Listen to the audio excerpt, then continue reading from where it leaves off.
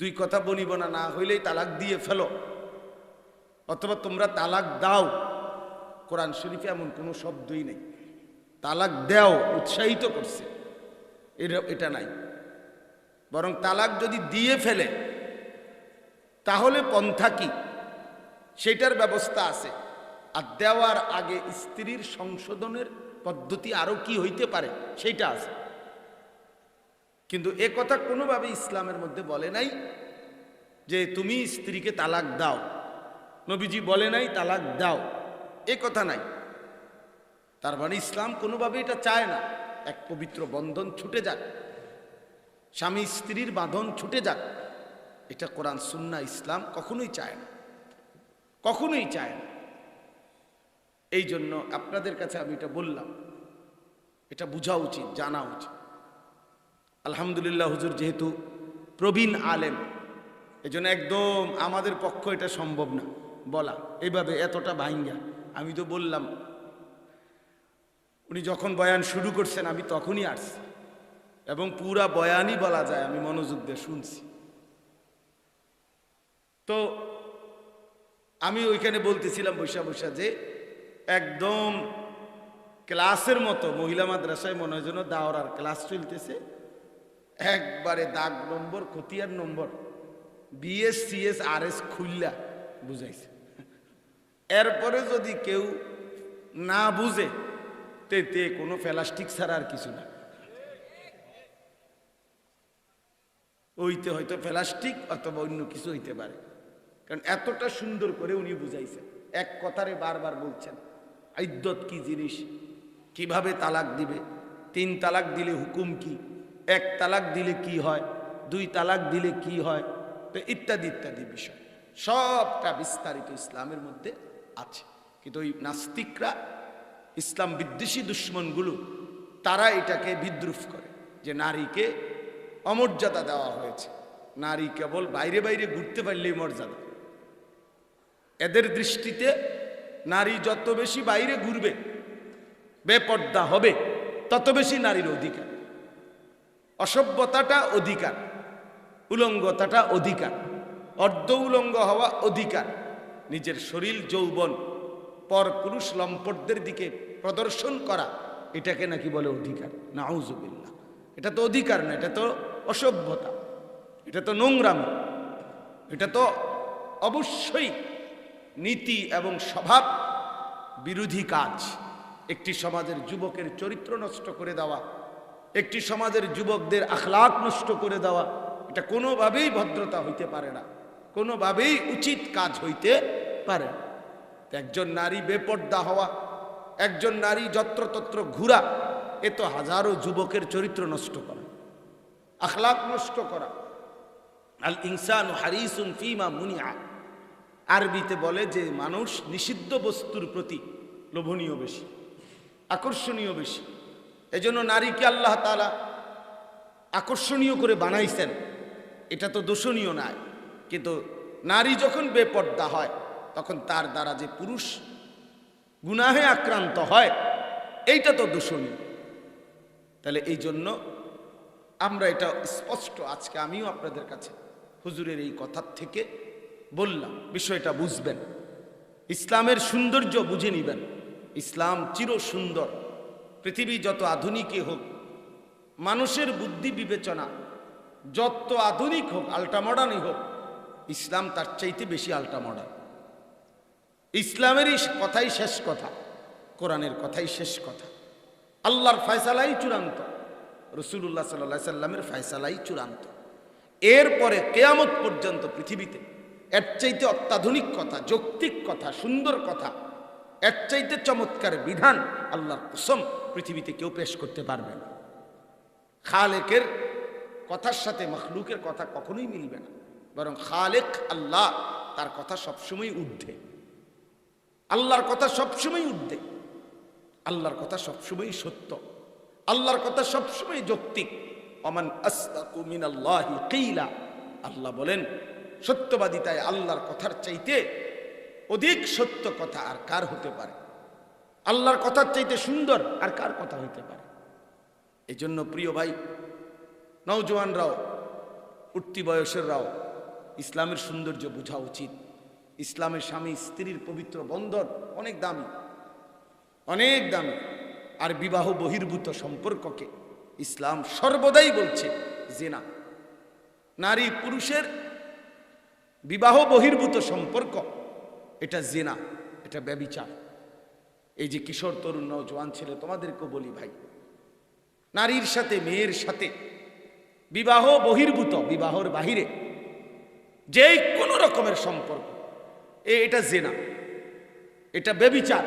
এটা কথা বললেও ব্যভিচার, তার দিকে তাকাইলেও ব্যভিচার, তারে ছুঁয়ে ধরলেও ব্যভিচার, তার সাথে হাঁটলেও ব্যভিচার, তার কথা অবৈধ কথা শুনলেও কানে ব্যভিচার, তার কথা কল্পনা করলেও জেনা, লজ্জাস্থান দ্বারা জেনা করলে সেটাও জেনা। সবটা জেনা, সবটাই ব্যভিচার। চোখের জেনা, হাতের জেনা, পায়ের জেনা, কানের জেনা, অন্তরের জিনা, লজ্জাস্থানের জিনা। আর ব্যভিচারী কখনোই দামি হয় না, খোদার কসম। ব্যভিচারীর সবচেয়ে বড় লানত, সে নিজের কাছেই পাপী হয়ে থাকে, তার নিজের কাছেই সে লজ্জিত থাকে, তার নিজের কাছেই বিবেকের দংশন থাকে। সে নিজে কখনোই মাথা উঁচু করে চোখ খাড়া করে দাঁড়াইতে পারে না। সে বুঝে আমি অপরাধী, আমি ব্যভিচারী, আমি লম্পট, আমি চরিত্রহীন, আমি উলঙ্গ ছবি দেখি, আমি নর্তকীর নাচ দেখি, আমি হারাম নারীর সাথে অবৈধ সম্পর্ক আমার। এই অসভ্য, তার দিয়ে পৃথিবীর কোনো কাজ হয় না। মনে রাখবে, যার বীর্য হারাম পথে ব্যয় হয় সে অক্ষম, কাপুরুষ। এটা মনে, এই জন্য দেখবেন বীরত্ব বুঝাইতে গিয়া বলে শৌর্য বীর্য, বাংলা ভাষার একটা শব্দ এটা, যে তিনি শৌর্য বীর্যের অধিকারী। তার মানে হলো যে হারাম বীর্যপাত করে না, তার ভিতরে শক্তি থাকে, সাহস থাকে, হিম্মত থাকে, বাহাদুরি থাকে। আর এই নারী দেখে দেখে, ছবি দেখে দেখে, উলঙ্গ নাচ দেখে দেখে, মোবাইলের অশ্লীল দৃশ্য দেখে দেখে এই যত ছেলে এবং হারাম কোনো মেয়ের সাথে সম্পর্ক, এগুলোর শরীরের মধ্যে, চেহারা সুরতের মধ্যে কোনো রকমের রস, কষ, মায়া, শক্তি, সাহস কিচ্ছু থাকে না। এগুলো মানুষও না, প্লাস্টিকও না, এক ধরনের হাইওয়ানের জিন্দিগি, কুকুর বিড়ালের জিন্দিগি পালন করে। এজন্য সমস্ত বেহায়ার চেহারার মধ্যে কোনো মায়া দয়া থাকে, সৌন্দর্য থাকে। এজন্য প্রিয় ভাই, এটা মনে রাখবে, নিজের ছেলেদের বিষয়ে নজর রাখবে, মেয়ের দিকে নজর রাখবে।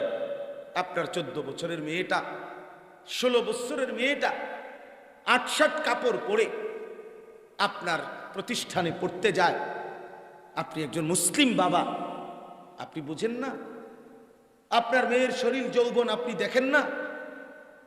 একে যে রাস্তার ছেলেরা, লম্পট দুশ্চরিত্র ছেলেরা তার পিছে পিছে হাঁটে, বিশ্রী মন্তব্য করে, অশ্লীল কথাবার্তা বলে, তার পিছনে পিছনে ঘুরঘুর করে ঘোরে জানোয়ারের মতো, কুকুরের মতো, আপনি বোঝেন না এটা? এদ্দুর হায়া বিবেক যেই বাপের নাই, তুই বেটা আপনি কিসের বাপ মিয়া? ফালতু লোক কি মিয়া?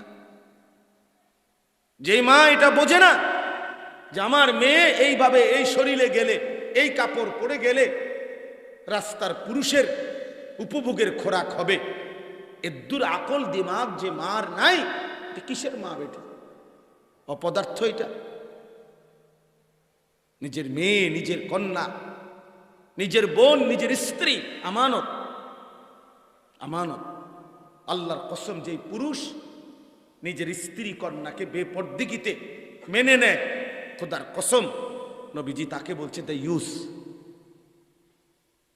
দাইয়ুস বলছে তাকে, ওই পুরুষকে বলছে দাইয়ুস বেটা, মহিলাকে না। দাইয়ুস মহিলাকে বলে না, মনে রাখেন। আমরা অনেক সময় বলি না, মহিলারে অনেকে মনে করে যে দাইয়ুস মহিলা। না না, দাইয়ুস মহিলা না, দাইয়ুস পুরুষ। মহিলা দাইয়ুস হয় না। হ্যাঁ, ঘুরাও, বইয়ে বইয়ে ঘুরাও ভাই, বইয়ে বইয়ে ফাজলামি করো, বসে বসে মোবাইল লইয়া ফাজলামি করো ভাই। কারণ আসছে তো দুনিয়া মোবাইল চালাইতাই, শুধু জিন্দিগিটাই মোবাইল, শরীরটাই মোবাইল, রাতও মোবাইল, দিনও মোবাইল, জিন্দিগি মোবাইল, স্বপ্নও মোবাইল। পৃথিবীতে বেঁচে আছে মোবাইল, ভাত খায় মোবাইল টিফোনের লাগা, পেশাব পায়খানা করে মোবাইল টিফোনের লেগে, জিন্দিগিটাই কাটায় মোবাইল টিফোনে। এত ফালতু মানুষের জীবন হয় না মিয়া, এত বাজে মানুষের জীবন হয় না, সুস্থ বিবেকবান মানুষ এত ফালতু হয় না মিয়া। আজকে আমাদের ছেলেরা তোমরা মিয়া যা শুরু করছো, এটা কোনো ভদ্র বিবেকবান আকল দিমাগওয়ালা সন্তানের কাজ না বেটা। এক মানুষকে আল্লাহ তাআলা 24 ঘন্টা মোবাইলের জন্য বানায় নাই বেটা। মোবাইল কোম্পানিও এটা বলে নাই যে দিন রাত 24 ঘন্টা আমরা মানুষকে মোবাইলের ভিতরে ঢুকাই দিতাম বললা বানাইছি না। সারাক্ষণ এটা কি নেশা ভাইয়া, যেখানে সেখানে যত্র তত্র চুরি কইরা মাড়ির তলে দিয়ে হইল ছবি উঠে। বাপরে বাপ, মানে কোনো বাধা মানে না সে, না না না, যেমনে হোক এটার গুড়াইয়া হোক, ফেসাইয়া হোক, ভিতরি দিয়া হোক, কান্দে কইরা হোক, মাথার তলে দিয়ে হোক, পায়ের তলে দিয়ে হোক, একখান দিয়ে না একখান দিয়ে এটা উড়াই বেশ। আজীব মানসার, এ কি জিন্দিগি বাবা, এ কি ধরনের জীবন এটা? এত ফালতু মানুষের জীবন হয় মিয়া। যারা বিবেকবান, মেহনতি, পরিশ্রমী মানুষ, তারা ঘন্টা পর্যন্ত, সেকেন্ড পর্যন্ত, মিনিট পর্যন্ত গুনে চলে। পৃথিবীর যেই কোনো সফল মানুষ, প্রিয় নওজোয়ান মনে রাখো মিয়া, দুনিয়ার লাইনের সফল যারা, তুমি তাদের খবরও নাও, 1 মিনিট গুনে চলে, গুনে, সেকেন্ড গুণনা চলে। আখিরাতের লাইনেও যারা সফল, যারা আল্লাহওয়ালা, তারাও মিনিট গুনে চলে। আবার দুনিয়ার বড় ব্যবসায়ী, বড় প্রতিষ্ঠিত ব্যক্তি, তুমি খবর নাও, সারাদিন মোবাইল টিপ্পা, তারা এত বড় মানুষ হয়েছে না। যিনি মোবাইলের প্রতিষ্ঠাতা তারে জিজ্ঞাসা করো যে তিনি কতক্ষণ মোবাইল টিপেন। যে ফেসবুকের প্রতিষ্ঠাতা, সে মার্ক জাকারবার্গ, তাকে জিজ্ঞাসা করো সে কতক্ষণ এটা টিপে।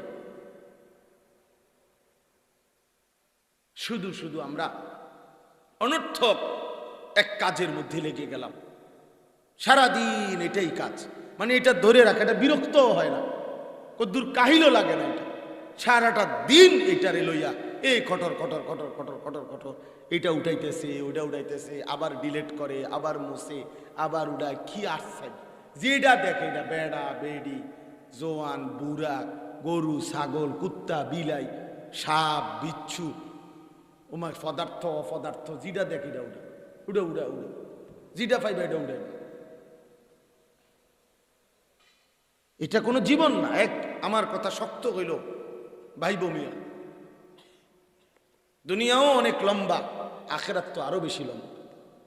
পৃথিবী অনেক অনেক, একটি মানুষ যদি দুনিয়াও সুন্দরভাবে চলতে হয়, তাকেও কঠোর পরিশ্রম করতে হয়,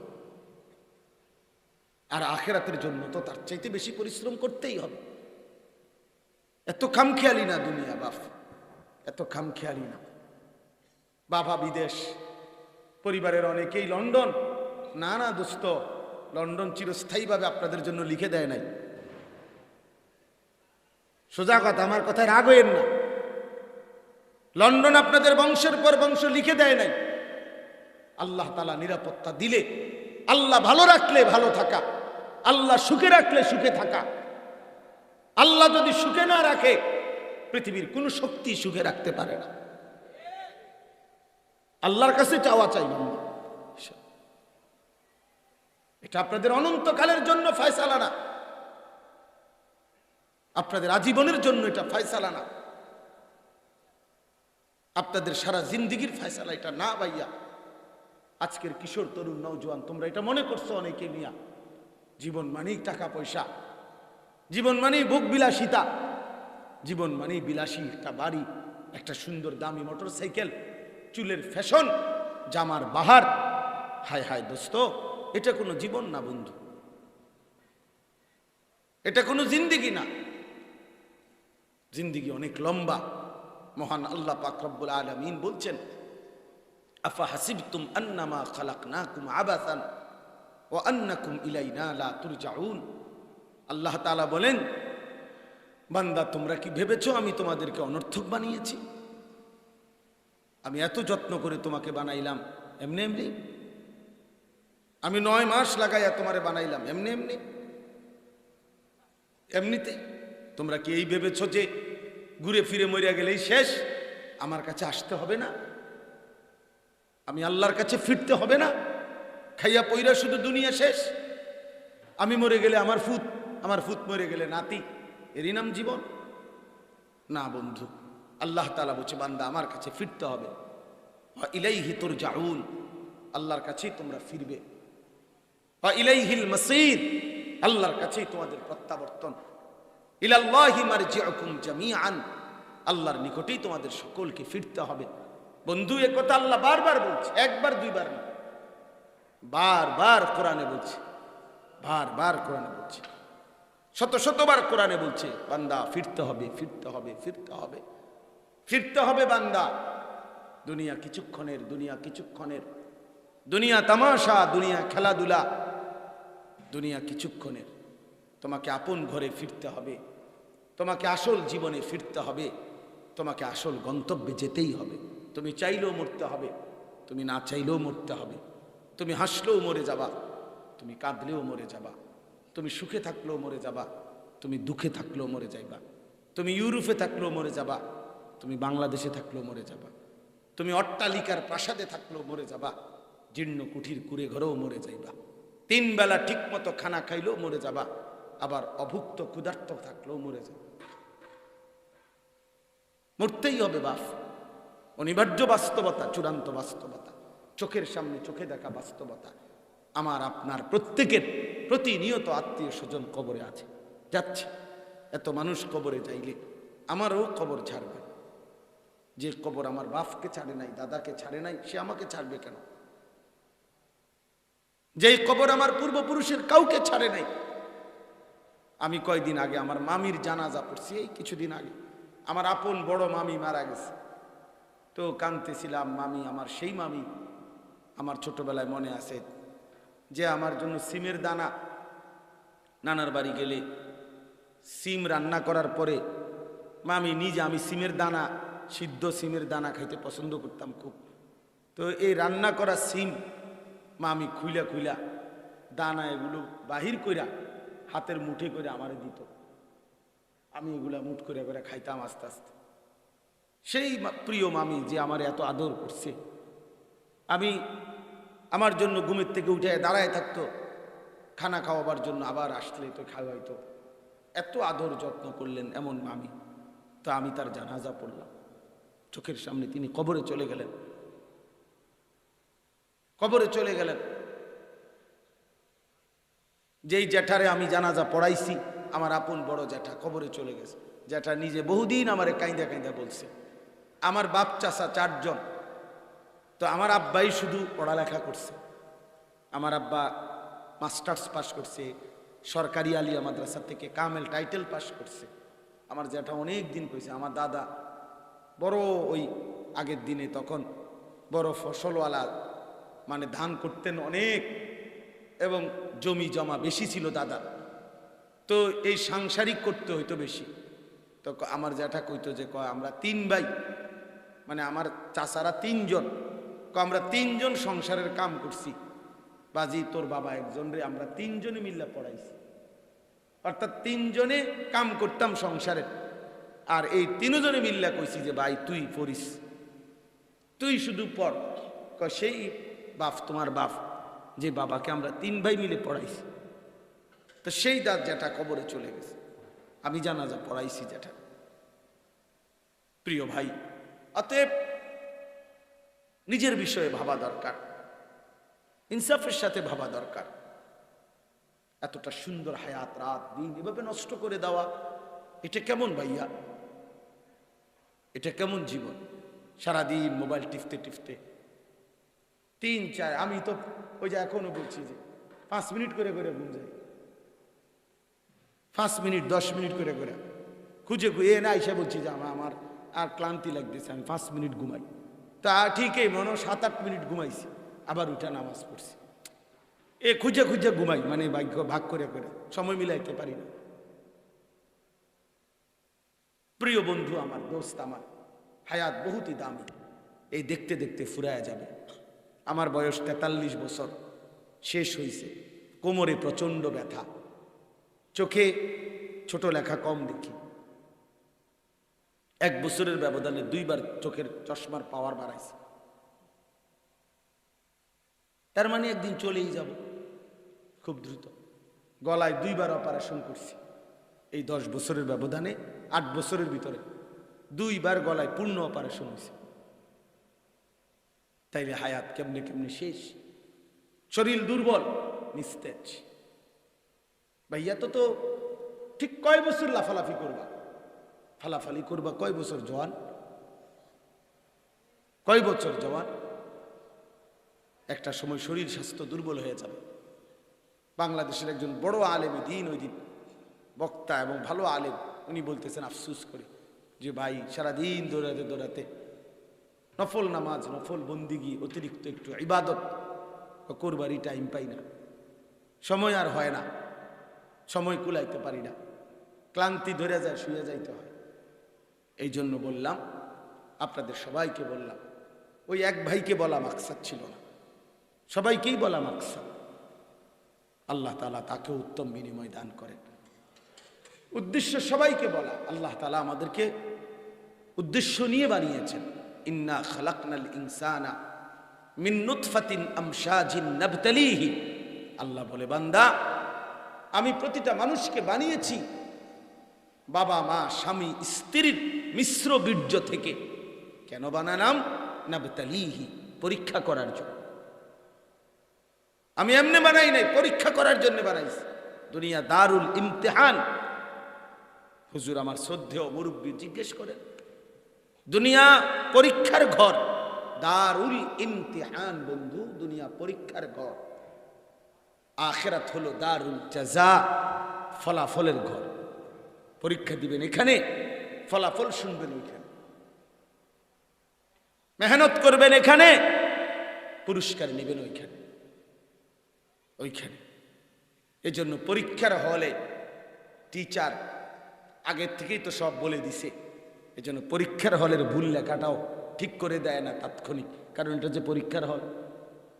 এই জন্য আল্লাহ তাআলা তো কোরআন দিয়েছেন, রাসূল দিয়েছেন, বুঝাইবার জন্য উলামায়ে কেরাম দিয়েছেন, হেদায়েতের সব ব্যবস্থাপনা দিয়েছেন। জান্নাতে যাওয়ার পুরা রাস্তা একদম ফকফকা আলোকিত করে দিয়েছেন। কোথাও আটকাইবার মতো, কোথাও গিয়ে যে একটা ধাক্কা খাবে। ইসলাম এতটা পরিষ্কার, কোরআন এতটা পরিষ্কার, এক অন্ধ ব্যক্তিও যদি জান্নাতের রাস্তায় হাঁটতে শুরু করে, মাঝখানে কোথাও একবার হোঁচট খাবে না। আন্ধা ব্যক্তিও না। সিরাতে মুস্তাকিম এটাকে বলে। এমন পথ, এমন সুন্দর, এমন স্বচ্ছ, এমন স্পষ্ট, এমন পরিষ্কার যে অন্ধ ব্যক্তিও যদি হাঁটা শুরু করে, জান্নাত পর্যন্ত পৌঁছতে কোথাও বাধা হবে না। এর নাম ইসলাম, এর নাম সিরাতে মুস্তাকিম, এর নাম সিরাতে মুস্তাকিম। আল্লাহ বলছে, আন্না হাদা সিরাতি মুস্তাকিমান ফাত্তাবিউহু। বান্দা শুনো, এই কোরআনই হচ্ছে সিরাতে মুস্তাকিম। আন্না হাদা, নিশ্চয় ইহা, সিরাতি মুস্তাকিমান, আমি আল্লাহর সিরাতে মুস্তাকিম। ফাত্তাবিউহু, তোমরা তাকে, একেই কোরআনকেই অনুসরণ করো। ওয়ালা তাত্তাবিউস সুবুল। কি সুন্দর কথা আল্লাহ বলে, বান্দা, এই বান্দা, আমি আল্লাহর এই সিরাতে মুস্তাকিম কোরআনের এই পথ ছেড়ে আর কোন রাস্তা ধইরো না। ওয়ালা তাত্তাবিউস সুবুল, সুবুল বহুবচন, আর একটা রাস্তা তো যাইও না। আর বাংলার রাস্তায় যাইও না, অঙ্কের রাস্তায় যাইও না, ইংরেজির রাস্তায়ও যাইও না, পদার্থবিজ্ঞানের রাস্তায়ও যাইও না। এখানে আসো, এখানে আসো। ফাতাফাররাকা বিকুম আন সাবিলিহি। আল্লাহ তাআলা বলেন, যদি অন্য কোন রাস্তা ধরো, যেই কোন রাস্তা, খোদার কসম আল্লাহ বলে, বান্দা, তাহলে সিরাতে মুস্তাকিম, জান্নাতের রাস্তা থেকে ছিটকে পড়লো। ফাতাফাররাকা, বিচ্ছিন্ন হয়ে যাবে, বিচ্ছিন্ন হয়ে যাবে। পৃথিবীর আর কারো কাছে গেলে গন্তব্য পাইবা না। পৃথিবীর আর কারো কাছে হেদায়েত নাই, পৃথিবীর আর কারো কাছে মঞ্জিল নাই, পৃথিবীর আর কারো কাছে আলো নাই, শুধুই আল্লাহ এবং তার রাসূলের কাছে আলো। কোথায় বলেন না কেন? আল্লাহ এবং তার রাসূলের কাছে। ইউরোপে আলো নাই, আমেরিকায় আলো নাই, পৃথিবীর কোন কলেজ ইউনিভার্সিটিতে আলো নাই, দুনিয়া উপার্জনের পড়ালেখা আছে, কিন্তু আলো শুধুই কোরআনে আছে, আলো শুধুই হাদিসে, আলো শুধুই সুন্নাহর মধ্যে, আলো শুধুই দ্বীনি ইলমের মধ্যে।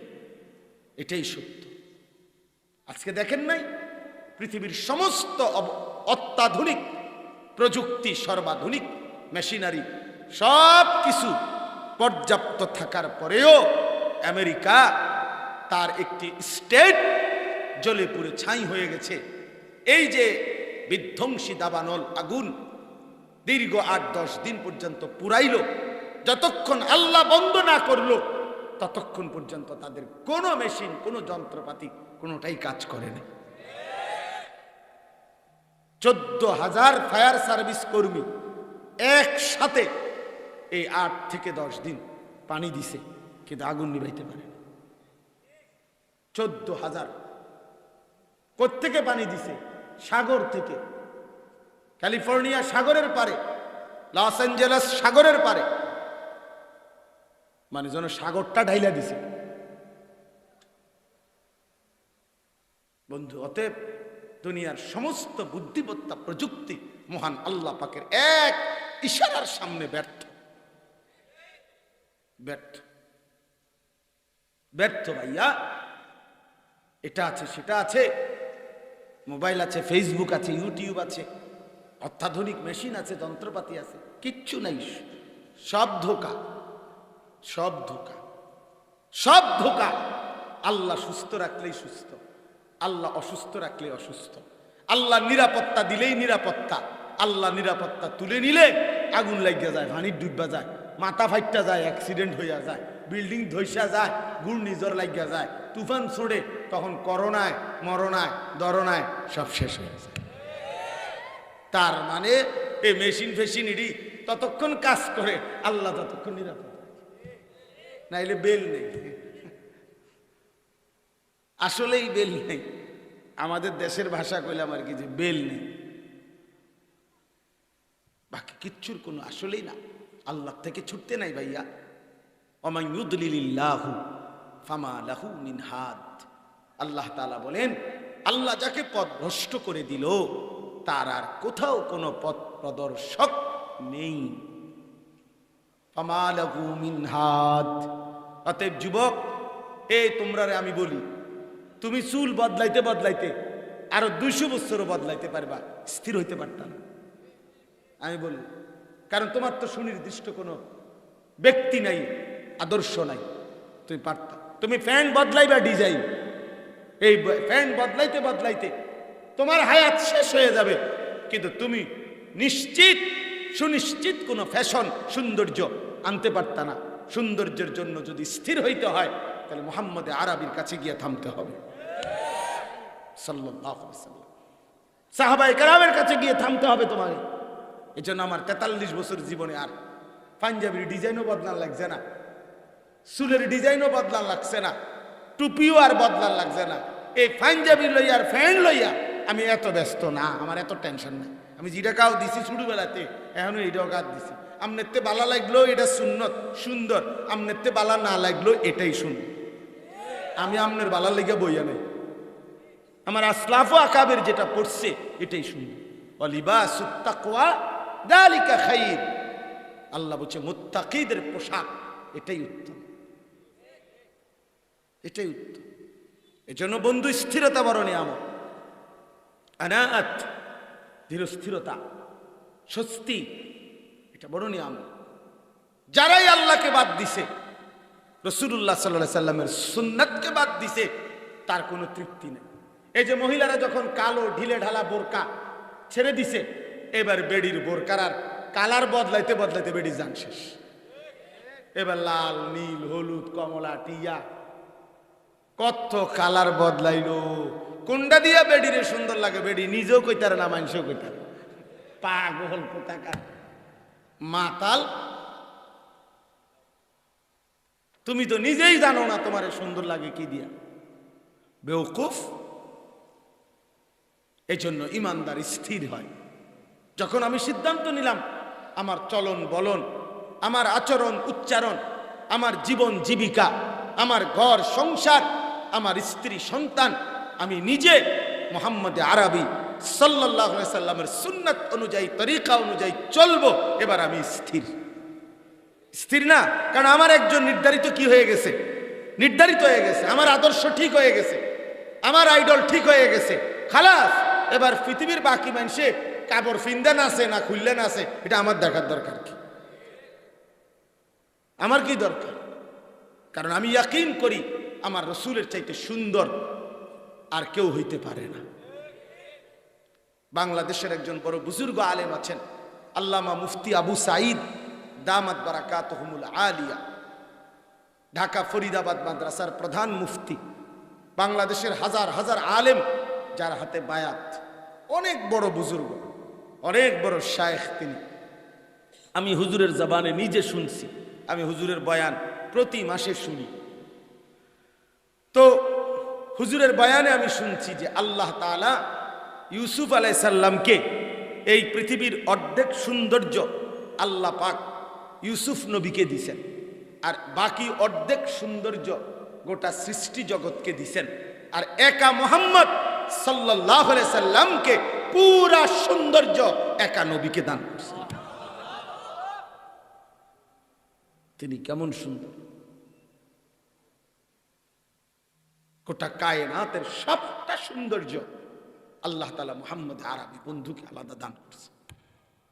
তিনি কেমন সুন্দর, তিনি কেমন চমৎকার, তার হাসি কতটা সুন্দর, তার কান্না কতটা সুন্দর, তার চোখ কতটা সুন্দর, তার নাক মোবারক কতটা সুন্দর। তিনি হাসলে পৃথিবী হাসত, তিনি কাঁদলে কায়নাত কাঁদত, তিনি হাঁটলে বেশকের ঘ্রাণ বইত, তিনি বসলে ঘাম ঝরলে সাহাবীরা আতর হিসেবে ব্যবহার করত, তিনি কথা বললে মুক্তা ঝরত, তিনি চুপ থাকলো সাহাবায়ে কেরাম তার চেহারা দেখে নয়ন জুড়াইত। এক সাহাবী ছিল এমন, অনেক সাহাবী আমরা তাফসীরের মধ্যে পড়ছি, উনি নবীজির কাছে আয়েশা মাঝে মাঝে, সহজ সরল সাধারণ সাহাবী, নবীজির কাছে আয়েশা নবীজির দিকে তাকাইতেন, কিছুক্ষণ তাকায় আবার চলে যাইতেন। তো নবী সাল্লাল্লাহু আলাইহি সাল্লাম একদিন জিজ্ঞেস করছে, সাহাবী কখনো তো কিছুই বলো না, আয়েশা আয়েশা কি দেখে কি যাওগা, তোমার কি কোনো জানার কিছু নাই, কিছু তো বলো না। বলছি ইয়া রাসূলুল্লাহ, আমি একজন কালো সাহাবী, আমি একজন সহজ সরল সাধারণ মানুষ, কিন্তু আমার এই দিলটার মধ্যে যখনই কোনো দুঃখ বেদনা পেরেশানি অস্থিরতা হয়, আমি দৌড় দিয়া আপনার কাছে আসি, আপনার ওই পবিত্র চেহারা মোবারক দেখলে কলিজার সব ব্যথা ভুলে যাই। আর যেহেতু আজকে আপনি বলছেন কিছু বলার জন্য, তো আমার একটা প্রশ্ন আছে, আমি বলতাম নি কোন। নবীজি বলেন বলো। তিনি বললেন ইয়া রাসূলুল্লাহ, আমি ছোটখাটো সাধারণ মানুষ, কিন্তু আপনার মতো শ্রেষ্ঠতম রাসূলকে তো দুনিয়ার জমিনে আমি যখনই মন চায় দেখতে পারি। এখন আমার প্রশ্ন হলো, আখিরাতে আল্লাহ তাআলা আপনাকে তো অনেক উচ্চ, অনেক ঊর্ধ্বের জান্নাত দিবেন, আর আমাকে যদি মাফ করেও দেয়, যদি দয়া করে আল্লাহ একটা জান্নাত দেয়ও আমারে, তো দিব হয়তো কোনান দিয়ে দুটো রুম দিব, এখান দিয়ে দিব আর কি, আমারে তো আর এত ঊর্ধ্বের জান্নাত আপনার মাকাম, ওখানে তো আর দিত না আমারে।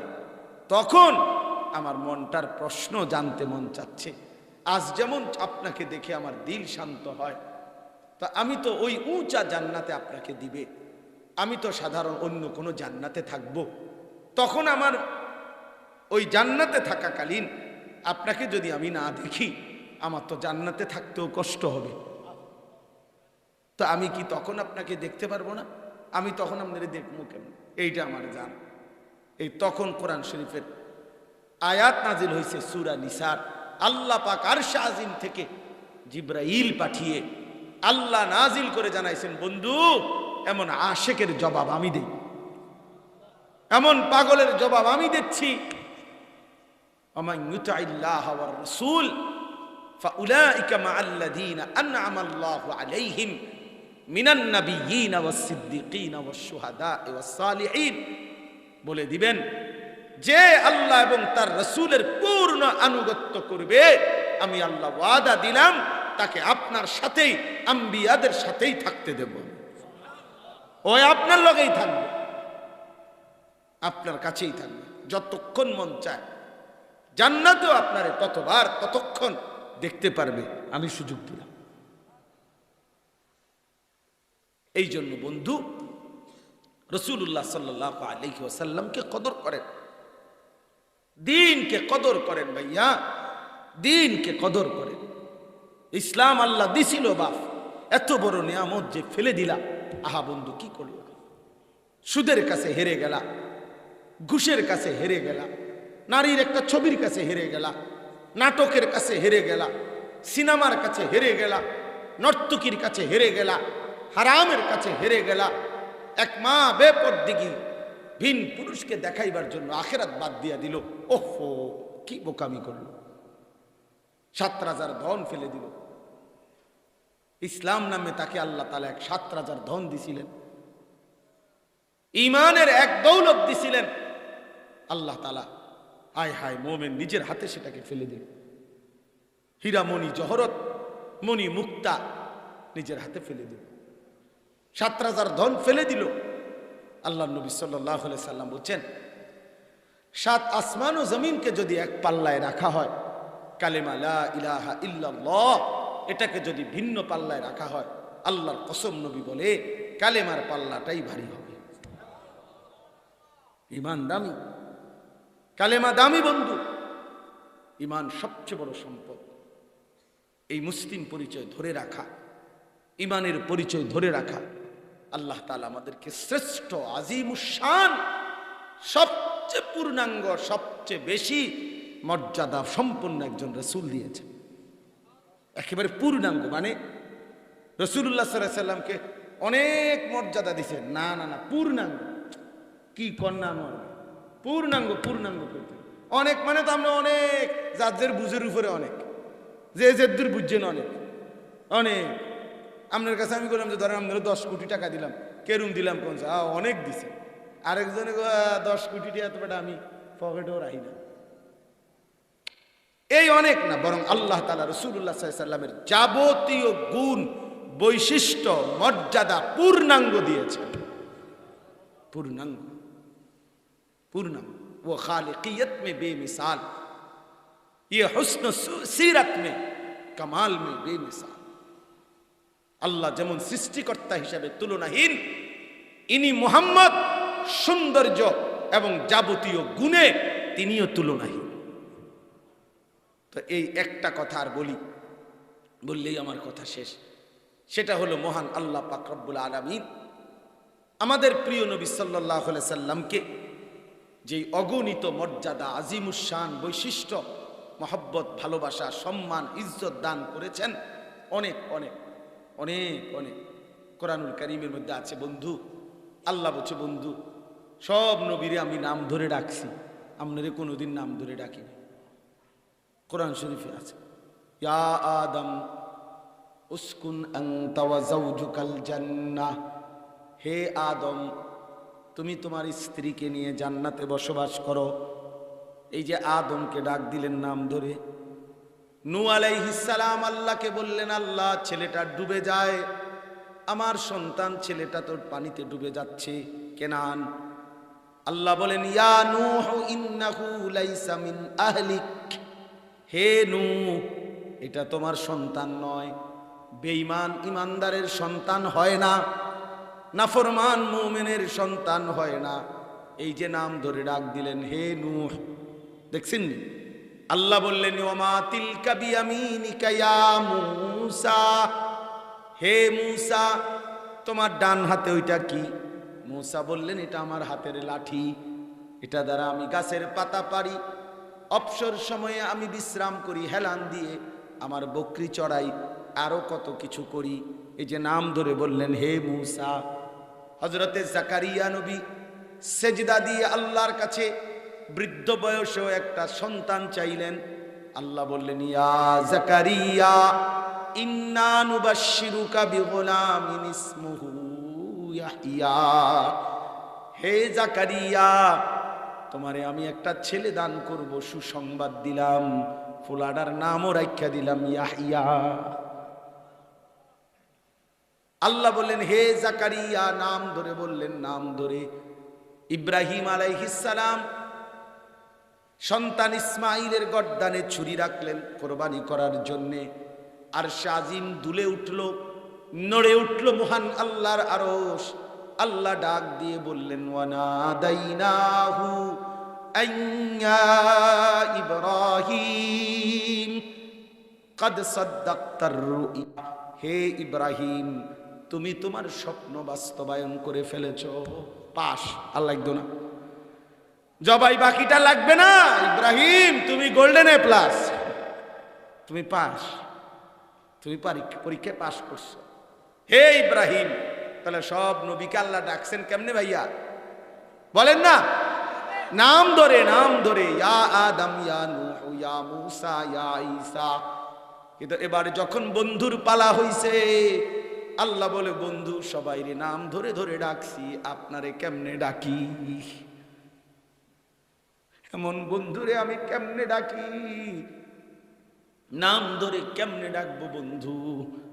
এজন্য পুরা কোরআন কারীমের মধ্যে ইয়া মুহাম্মদ এমন কোন শব্দ নাই, হে মুহাম্মদ এমন কোন শব্দ কোরআনে নাই।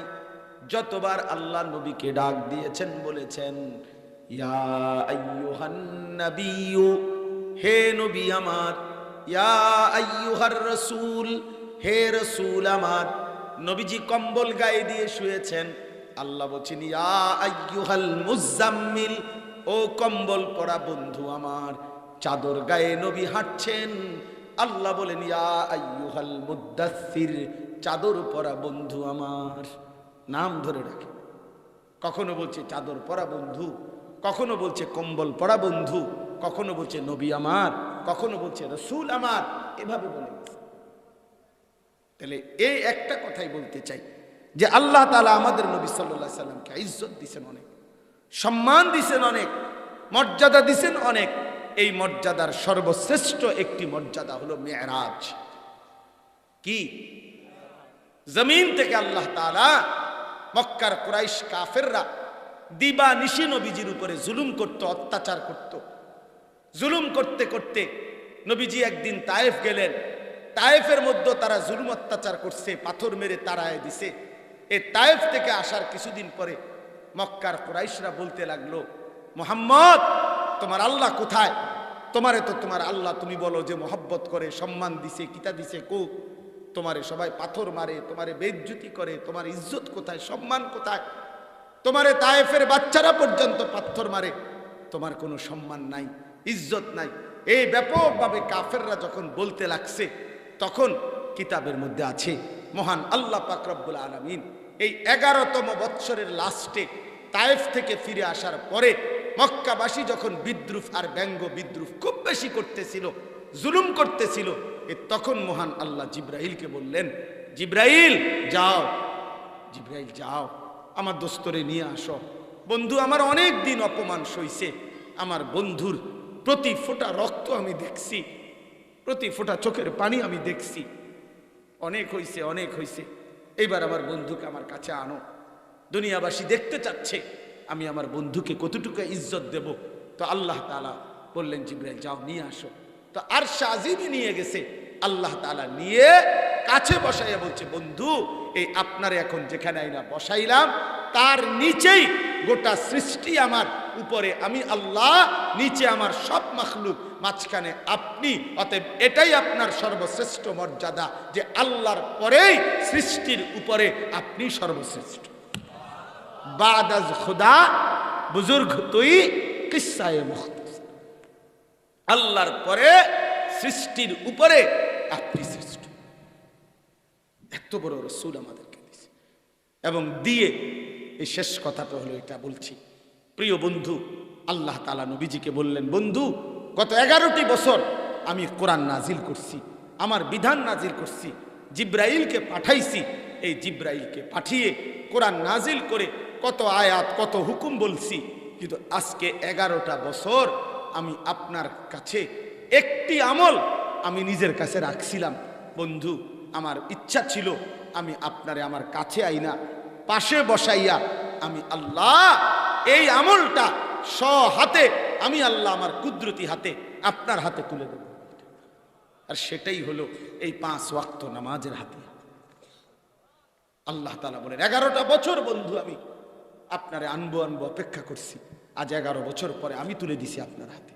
এজন্য দোস্ত আমার এই শেষ কথা হলো 5 ওয়াক্ত নামাজ আরশের হাদিয়া, 5 ওয়াক্ত নামাজ মেরাজের হাদিয়া, 5 ওয়াক্ত নামাজ নবীজিকে আল্লাহ যেদিন সর্বোচ্চ সম্মানে নিছেন সেদিনকার হাদিয়া। অতএব 5 ওয়াক্ত নামাজের সেজদা যার কপালে লাগবে তুমি বন্ধু জগতের সর্বশ্রেষ্ঠ ইজ্জতওয়ালা দামি মানুষ হবে ইনশাআল্লাহ।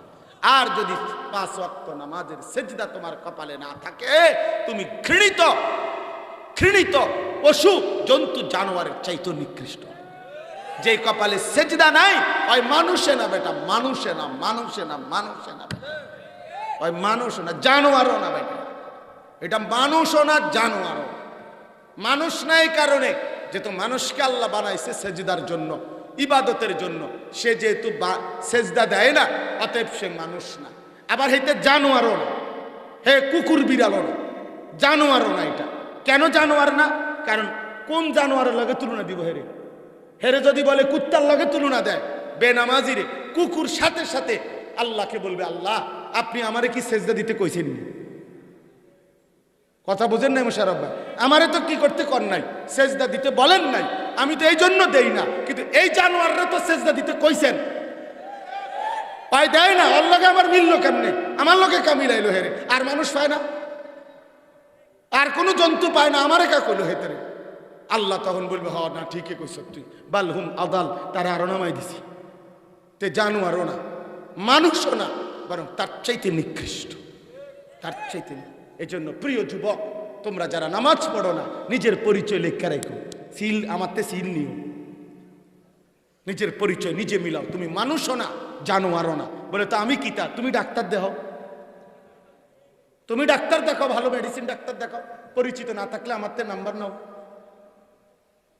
ভালো ডাক্তার দেখাও, ডাক্তার তোমার চেক আপ করে কইয়া দিব তুমি কিতা, প্লাস্টিক না হাফ প্যান্ট না ফুল ফ্যান, হেঁটে কইব এটা আমি কিতাম কইতাম।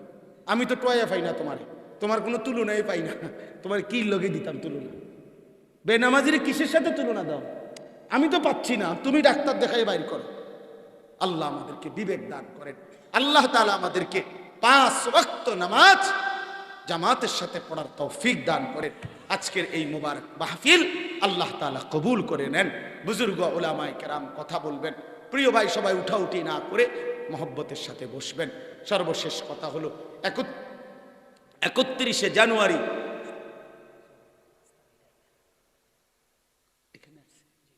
আচ্ছা দয়া করে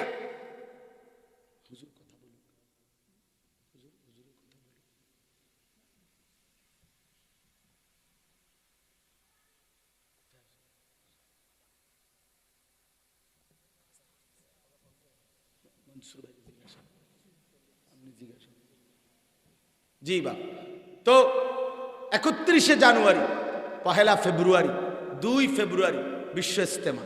বলেন আলহামদুলিল্লাহ। এই জন্য আপনাদের আমরা প্রতিটা মাহফিল ঘুরে ঘুরে বিশ্ব ইজতেমার দাওয়াতও দিই। এই জন্য দয়া করে এই 31 জানুয়ারি, 1 ফেব্রুয়ারি, 2 ফেব্রুয়ারি বিশ্ব ইজতেমার মধ্যেও অংশগ্রহণ করবেন। বলেন ইনশাআল্লাহ। ওলামায়ে কেরামের তত্ত্বাবধানেই দ্বীনের প্রত্যেক শাখার কাজ করবেন। ওলামায়ে কেরামের তত্ত্বাবধানেই নিজেকে মিলায় রাখবেন, নিজেকে মিলায় রাখবেন। প্রিয় ভাই আমার, যত কথাই বলি একটা জিনিস মনে রাখেন, আমরা ধমকও দিলাম, শক্ত কথাও বললাম, প্রিয় বন্ধু ফেরাইতে চাইলাম। দোস্ত আমার নওজোয়ান, কারোর সাথে ঝগড়া নাই, তোমার লগে আমার দ্বন্দ্ব নাই, তোমার সাথে আমার ঝগড়া নাই ভাইয়া। তো আমার বাড়ি হচ্ছে কুমিল্লা, তোমার বাড়ি এখানে, আমি তোমার সাথে জমি জমার কোনো লেনদেন নাই, কোনো সম্পর্কের কিচ্ছু নাই, শুধু আল্লাহর জন্যই আসা যাওয়া। ঠিক কি না বলেন না? আল্লাহর জন্যই আসা যাও, আল্লাহর জন্যই আসা যাও। এই জন্য দয়া করে ওলামায়ে কেরাম ফেরাইতে চায়, আখিরাতের পথ দেখাইতে চায়। আল্লাহর নবী সাল্লাল্লাহু আলাইহি সাল্লাম বলছেন, ফাওয়াল্লাহি লা আন ইয়াহদিয়াল্লাহু বিকা রাজুলান ওয়াহিদান খায়রুন লাকা মিন হুমুরিন নাম। নবীজি বলেন, আল্লাহর কসম, তোমার দ্বারা একজন ব্যক্তি হেদায়েত পাওয়া, আল্লাহর রাস্তা পাওয়া, নবীজি বলছে গোটা আরবের সমস্ত দামি উট তোমাকে হাদিয়া দেওয়া তার চাইতে কোটি গুণে বেশি উত্তম। এক মানুষ যদি 100টা উটও পায় দামি, তার চাইতে বেশি উত্তম আল্লাহর রাস্তায় কাউকে পথ দেখান। এই আশায় আমরা বলি। এজন্য কিশোর তরুণ নওজোয়ান, তোমরা বিশেষভাবে ভাইয়া নিয়ত করো যে নামাজ পড়বা। বলো না ভাই, বয়স করে না, বয়স করে নওজোয়ান হাত উঠাও। কিশোর নওজোয়ান যারা এই 30-এর নিচে 14, 15, 17, 20, 25, 18 এরা তুলো, হাত তোলা। আল্লাহ তাআলা তৌফিক দান করেন। এটা জরুরি ভাইয়া। হাত নামা। 5 ওয়াক্ত নামাজ কষ্ট করে হিম্মতের সাথে ফজরের নামাজ পড়লে ভাই জিন্দেগি সুন্দর হবে। এই জন্য দোস্ত বন্ধু, ফজরের নামাজ ইনকিলাব, ফজরের নামাজ পরিবর্তনের নামাজ।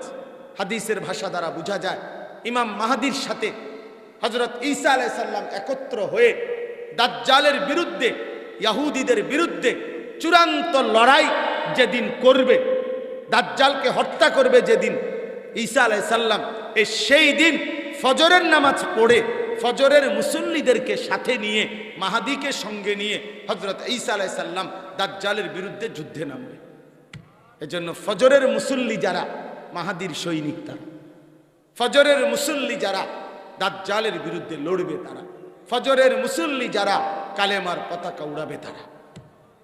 হ্যাঁ হ্যাঁ বন্ধু, ওই এমনি স্লোগান মারন, হ্যাঁ এটি সহজ, স্লোগান দেওয়া সহজ, এটা আমরাও বুঝি। ইসলামের শত্রুরা হুঁশিয়ার, সাবধান। শত্রু যদি কয় তুমি মুত্তা ফানি লইছ নি, তখন না ভাই লইছি না। ইসলামের শত্রু যদি তোমারে জিজ্ঞাসা করে আজকের সারা দিনের 5 ওয়াক্ত নামাজ পড়ছুনি, না ভাই পড়ছি না, তো তুমি বন্ধু হয়ে গেলা ইসলামের, আর আমি শত্রু, কি ঘটনা কিটা? এই জন্য দুইটা স্লোগান মারা আর বাস্তবতা, ইমানের উপরে অটল ওঠা, ইসলামের উপরে অটলভাবে অবিচলভাবে দাঁড়িয়ে যাওয়া, এটা কঠিন। বাকি কেউ যদি চেষ্টা করে তার জন্য আসান, তার জন্য সহজ। এই জন্য বয়স্ক বাবাদের কাছে অনুরোধ করছি, আপনাদের কাছে আমার বিনীত অনুরোধ, নিজের স্ত্রী, সন্তান, ছেলে মেয়ের ইবাদতের দিকে, নামাজের দিকে, আখিরাতের দিকে ফিকির করে। আমরা সবাই মিলে ব্যস্ত হয়ে গেছেন, আমরাও আপনারাও, শুধু আপনাকেও জ্বালা বলি না বাবা, আমরা সবাই ব্যস্ত হয়ে গেছি, কেবল বিল্ডিং দেখাইতেছি, খাট, পালং, সোফা, ফার্নিচার। আহারে বন্ধু, এগুলো কীর্তেন দেখান, কেন দেখান? এগুলো দেখাইয়া কি লাভ? হাজার হাজার মিলিয়ন মিলিয়ন ডলারের বাড়ি এই ক্যালিফোর্নিয়ায় পুড়ে ছাই হয়ে গেছে, পুড়ে ছাই হয়ে গেছে। এগুলো কীর্তেন দেখান। এই দালান বিল্ডিং, আপনি বাড়ি করছেন, গাড়ি করছেন, খাট বানাইছেন, সোফা বানাইছেন, অত্যাধুনিক ডিজাইনের বাড়ি করছেন, কিন্তু ছেলে তো নামাজ পড়ে না, মেয়ে তো পর্দা করে না বন্ধু, স্ত্রী তো পর্দা করে না, ঘরে তো প্রতিদিন টেলিভিশন চলে, নাচ, গান, নর্তকীর ছবি, নাটক, সিনেমা, এগুলো। সারা রাত ছেলেটা আপনার 1 লাখ টাকা দামের খাটে শুইয়া, আপনার ছেলে সারা রাত মোবাইলে উলঙ্গ ছবি দেখে। এই খাটের ফায়দা কি? এই বিল্ডিং এর ফায়দা কি বাপ? এদের গন্তব্য পরিণতি কি? এগুলো তো দুনিয়াটা দুনিয়াতেই থাকবে, কিন্তু ছেলেটা তো কবরে যাবে, মেয়েটা তো কবরে যাবে, স্ত্রী তো কবরে যাবে, আপনি নিজে তো কবরে যাবেন। হিসাব আপনাকেও দিতে হবে, আপনার পরিবারকেও দিতে হবে। যদি নেককার হয়, উত্তম হয়, তো আল্লাহ তাআলা এই পুরা ফ্যামিলি নিয়ে ইমানের ফিকির করেন, আমলের ফিকির করেন, আখিরাতের ফিকির করেন। ওইখানে ছেলেটা কোরআন শরীফ পড়ছে, এই কোরআন শরীফ পড়ে এখানে একটা আয়াত পড়ছে, সে আল্লাহ তাআলা হাসরের ময়দানে নেককার স্বামী স্ত্রীকে বলবে, উদখুলুল জান্নাতা আনতুম ওয়া আজওয়াজুকুম তুহবারুন। আল্লাহ তাআলা হাসরের ময়দানে বলবে, তোমরা তোমাদের নেককার স্ত্রীদেরকে সাথে নিয়ে হাসতে হাসতে জান্নাতে ঢোকো। ইউতাফু আলাইহিম বিসিহাফিন মিন যাহাবিন ওয়া আকওয়াবিন মিন ফিদ্দা। এই ছেলেটা পড়ছে একটু আগে, যে আল্লাহ তাআলা তখন বলবে ভিতরে জান্নাতে ঢুকলে যে তোমাদের জন্য জান্নাতের ভিতরে স্বর্ণের প্লেট এবং রৌপ্যের গ্লাস তোমাদের সামনে ঘুরবে, তোমাদের সামনে ঘুরবে। তো আল্লাহ তাআলা বলবেন, ওয়ালাকুম ফিহা মা তাশতাহিহিল আনফুসু, তোমাদের দিল যা চাইবে তাই জান্নাতে মিলবে। ওয়া তালাজ্জুল আয়ুন, সবকিছু তোমাদের চক্ষু ঠান্ডা করে দিবে। আল্লাহ তাআলা আমাদেরকে তৌফিক দান করেন, আল্লাহ তাআলা আমাদেরকে কবুল করে নেন। প্রিয় ভাই, এটা আমরা বুঝতে শিখি। আমাদের সন্তান যদি আমাদের নষ্ট হয়, আমার জীবনের আছে কি? আমার মেয়েটা যদি চরিত্রহীন হয়, আমার জীবনের অর্জনটা কি? বাপ, বিল্ডিং কে দেখবে? কার বিল্ডিং কে দেখে? কার ভবন কে দেখে? মিয়া, এই খাট পালং এগুলো কীর্তেন দেখা না, এগুলো কি লাভ? এই সোফা পৃথিবীর সবচেয়ে মজবুত কাঠ দিয়ে বানাইলেও 10 বছর পরে, 20 বছর পরে এগুলো আর থাকবে না। এগুলোর মডেল অচল হয়ে যায়, ডিজাইন অচল হয়ে যায়। তখন নতুন নতুন ডিজাইন আসে, মানুষ পিছনেরটা ফেলে দেয়। নিজের ঘরের ছেলে মেয়েরাই ফেলে দিবে। আমার দাদার আমলের কিছু নাই, আমার বাবার আমলেরও একটা নুনের বাটিও আমাদের বাসায় এখন আর নাই, কিচ্ছু নাই। এগুলো কিনতাম, আমি ফালাই রাখতাম। দুনিয়া ফেলেই দেয় মানুষ, দুনিয়া ফেলেই দেয়, কিন্তু সেজদা বাকি থাকে, জিকির বাকি থাকে, কালেমা লা ইলাহা ইল্লাল্লাহ বাকি থাকবে, সুবহানাল্লাহর তাসবিহ বাকি থাকবে, আলহামদুলিল্লাহর তাসবিহ বাকি থাকবে, আল্লাহু আকবারের তাসবিহ বাকি থাকবে, প্রতিটা রুকু বাকি থাকবে, প্রতিটা সেজদা বাকি থাকবে। থাকবে কি না বলে? অতএব দয়া করে বয়স্ক বাবাদেরকে বললাম, অভিভাবক, আজকে আপনারা বুঝতেছেন না, আপনারা শুধু কেবল টাকা, দুনিয়া, বাড়ি ঘর এইটা মিলাইয়াই নিজেকে সফল মনে করতেছেন, যে আমি সফল। জিফুতের জন্য ঘর দুয়ার আসবাবপত্র সব করে দিছি, বাপ এগুলো না করলেও চলতো, হেরাও করতে পারবে, কিন্তু ঈমান, আমল, আখিরাত, কোরআন, সেজদা, নামাজ, পরকালের ফিকির, এটা ব্যবস্থা করে দেওয়া, এটা পিতামাতার দায়িত্ব ছিল। বিল্ডিং দেওয়া দায়িত্ব না, কিন্তু সেজদার অভ্যস্ত করা, নামাজে অভ্যস্ত করা, কোরআনে অভ্যস্ত করা, খোদার কসম এটা আপনার দায়িত্ব। এটা দায়িত্ব কিনা বলেন? কোরআন শরীফে আছে, ওয়া'মুর আহলাকা বিসসালাহ ওয়াসতাবির আলাইহা। আল্লাহ তাআলা বলেন, আপনি আপনার পরিবারের সদস্যদেরকে নামাজের আদেশ করুন এবং নিজেও নামাজের উপরে মজবুত থাকুন। তাহলে এটা সরাসরি কোরআনের আদেশ। পরিবারের সদস্যদেরকে নামাজের আদেশ করুন, এটা তো আল্লাহ তাআলার হুকুম, বাপ, আল্লাহ তাআলার বিধান। অতএব একজন মুসলমানের জিম্মাদারে, আমি ঘর করে দিতে পারলাম না, আমি ফার্নিচার দিতে পারলাম না, কিন্তু নামাজে অভ্যস্ত করে গেলাম। আমার আব্বা, আলহামদুলিল্লাহ, আমরা 5 ভাই, আমাদের জন্য বাবা ইন্তেকালের সময় একটা ঘর আমার আব্বা ব্যবস্থা করে দিয়ে যায় নাই। আমরা একটা সরকারি বাসার মধ্যে থাকতাম, আমার আব্বার ইন্তেকাল হয়েছে সরকারি ভাষায়, সরকারি লিজের বাসা। আব্বার প্রাইমারি স্কুল থেকে তখন সরকারি লিজের মাধ্যমে এটা দিছিল। এই বাসাটাতেই আমরা দীর্ঘ প্রায় 43 বছর ছিলাম, বাবার আমল পুরাটা। আলহামদুলিল্লাহ, আব্বা ইন্তেকাল করছে 2015 সালে, আজকে 2025 সাল। এই 9-10 বছরের ভিতরে 5 ভাইয়েরই আলাদা আলাদা বিল্ডিং হয়েছে। তো বিল্ডিং এটা কোনো বাফে করে দিয়ে যায় নাই, দেখা ফুতে পারতো না, এটা কোনো এমন আশ্চর্য কাম না, এটা সহজ বিষয়, এটা সহজ বিষয়। কিন্তু বাবা 5 সন্তানকেই কোরআন শিখায় গেছে, আলেম বানায় দিয়ে গেছে। ফলে এখন বাবারও লাভ, আল্লাহ কবুল করলে আমারও লাভ। আজ আল্লাহর কথা বললে আল্লাহ যদি গ্রহণ করে, তো আমার বাবার কবরেও নেকি যাবে, আমার আমল নামাতেও নেকি আসবে। তাহলে বাবাও লাভ, সন্তানও লাভ। এই জন্য সন্তানকে দিন থেকে বঞ্চিত করবেন না, কোরআন থেকে বঞ্চিত করবেন না, আল্লাহর ইবাদত থেকে বঞ্চিত করবেন না। যে কোনো মূল্যে, যে কোনো মূল্যে চেষ্টা করবেন, যে কোনো ছেলেরা তোমাদেরকেও বলি, বাবা, চরিত্রহীনতা কোনো জীবন না বাপ।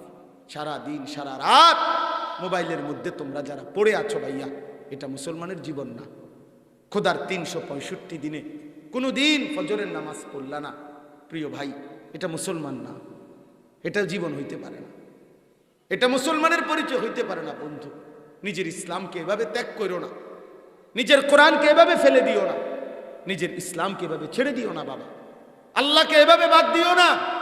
আল্লাহর কাছে ফিরতে হবে, রসুলকে এভাবে ভুলো না, নবীজির কাছেই সুপারিশের জন্য যাইতে হবে। বন্ধু, নবীজির কাছেই যাইতে হবে। হাউজে কাউসার, তোমার ফেসবুকের আব্বা তোমারে কিছু দিবে না, তোমার ইউটিউবের আব্বা তোমারে কিছু দিবে না, তোমার আমেরিকার আব্বা তোমারে কিছু দিবে না, তোমার ইউরোপের আব্বা তোমারে কিছু দিবে না। তোমার আরশে আজিমের মালিক আল্লাহ তোমাকে যা দেওয়ার তা দিবে। তোমার রসুল সুপারিশ করবে, তোমার রসুল হাউজে কাউসারের পানি দিবে, তার কাছ থেকে নিতে হবে। অতএব তাকে কেন ভুলে যাও? যাকে আমার লাগবেই, যাকে ছাড়া আমার চলে, তাকে কেন এভাবে ধরলাম? আর যাকে ছাড়া আমার চলবে না, তাকে কেন এভাবে বাদ দিয়ে দিলাম? তাকে কেন এভাবে বাদ দিয়ে দিল? এটা কেমন ইনসাফ হইল বাপ? কেমন বিবেক আছে? আমি অনুরোধ করছি, 5 ওয়াক্ত নামাজ মেরাজে হাদিয়া আল্লাহ তাআলা নবীজিকে নিজ হাতে দিয়েছেন। আমরা 5 ওয়াক্ত নামাজ পড়বো তো ইনশাআল্লাহ। আল্লাহ তাআলা আমাদের প্রত্যেককে তৌফিক দান করেন।